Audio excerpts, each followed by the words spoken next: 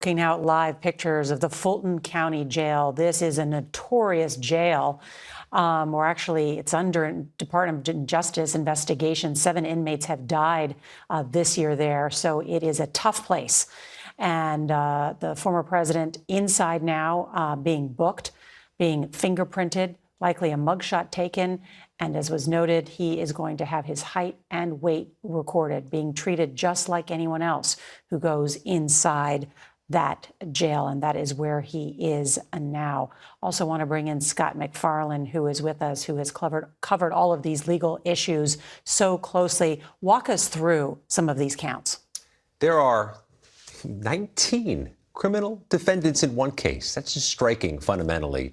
And they're charged with racketeering, which is in itself a crime that has enormous breadth and scope. The image that's jumping out at me is the one we're not seeing, Nora.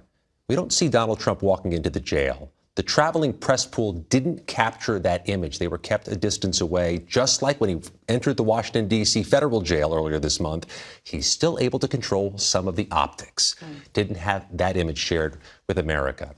There are 7 others who've still yet to surrender themselves in this case. They have until 12 p.m. Eastern time tomorrow to do so. And the biggest name on that list is a name we've heard so much since the 2020 election, Jeffrey Clark, the former Trump administration Justice Department official who in the 11th hour, the final days of the administration, allegedly sought to overturn the election results and seize control of the Department of Justice. I mentioned his name in particular, Nora, because he's going to challenge, much like former Chief of Staff Mark Meadows is, to move this case from Fulton County to federal court. The judge has just set a hearing for Jeffrey Clark for September 18th on that matter, but he still has to surrender.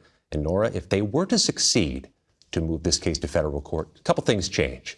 The projected jury pool goes from just Fulton County to all of the Northern District of Georgia, and it takes the cameras out of the courtroom if this were ever to go to trial. So that's a very important distinction, because as it stands now, the press has been granted the right to have cameras in the courtroom. That would change the dynamic greatly. Federal courts prohibit cameras universally. That's why there will not be one in Washington, D.C., nor will there be one in Fort Pierce, Florida. If they're able to shift this to federal court, the same is true in Georgia. Mark Meadows makes the same argument Monday morning, 10 a.m. Eastern, to move this case to federal court. If there's any inkling that's going to succeed, it's quite likely former President Trump will try to make the same shift. It's an important question, and I'll defer to Ricky because she's the legal expert here. But I've read the district attorney's response to this, saying nothing that has been alleged is part of the ordinary carrying out of duties of a chief of staff or a president. They're outside of those bounds. Therefore, they are state crimes, and therefore the jurisdiction should hold. But again, I defer to Ricky. But the response from the district attorney is very forceful on the points of law and conduct. The former chief of staff, Mark Meadows, surrendering earlier. We have his mugshot from earlier today. Striking to see the former White House chief of staff in a mugshot. And of course, just yesterday, Rudy Giuliani, which of course, that mugshot of him, America's mayor, who led New York City with distinction after 9/11, and then has been embroiled in these legal matters since representing and giving advice to Donald Trump, a fall from grace that has cost him greatly, not only personally, but financially as well. Who, before becoming mayor, earned a reputation as an aggressive prosecutor, prosecuting, among other things, RICO cases in the Southern District of New York, where in some cases, lawyers were also prosecuted by Rudy Giuliani. He appeared before cameras yesterday in New York City outside his apartment before heading down to Georgia. And I don't know about you guys, but he seemed upset.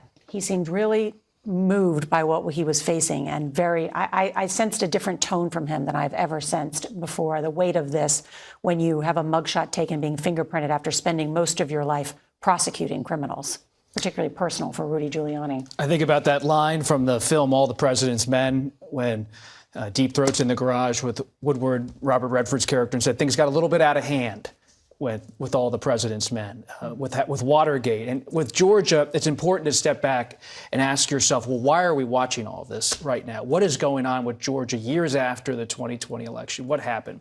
Well, here's what happened, and briefly as possible.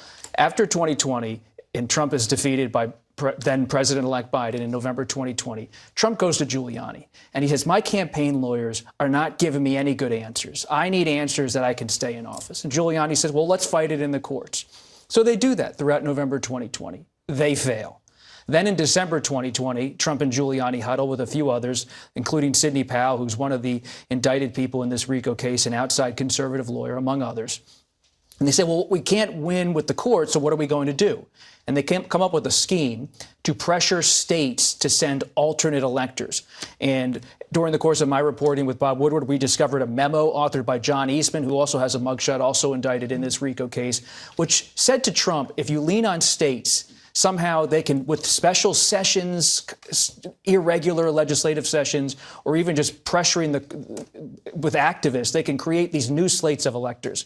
And they really focused on Georgia because they believe Georgia was a ruby red state that was primed to do what Trump wanted. I always think about Trump's rally on the night of January 4th, 2021. Trump goes to Georgia famously or infamously, depending on whom you ask. And he says, Mike Pence, you better do what I want on January 6th, and the whole crowd in Georgia goes wild. Everybody's down in Georgia saying Georgia's going to be the state that puts it over the line for Trump on January 6th.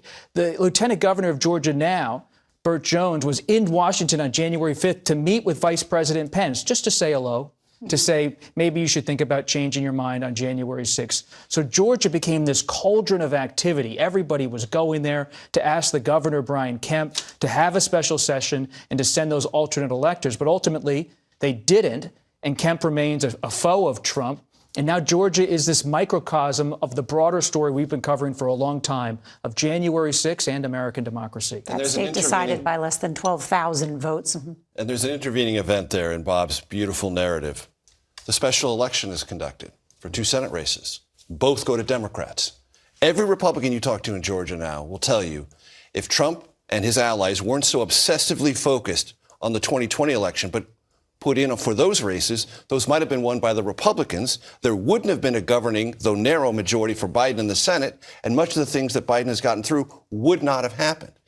That was a crucial 72 hours, not only in the history of Georgia politics, but the ramifications for Congress and the Biden administration and former President Trump. And in the primaries recently, there was a referendum on Brian Kemp and Brad Raffensperger. They both won their primaries. So if Republicans in Georgia were aggrieved by all of these things that Trump talked about, they would have cast their ballots differently. They didn't.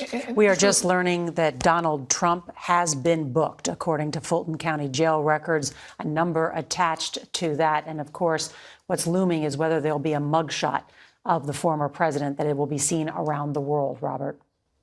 And you said Rudy Giuliani's tone has changed, but this is a grim story for those beyond those in power. Ruby Freeman and others, they have said they were maligned by Giuliani and Trump during that period.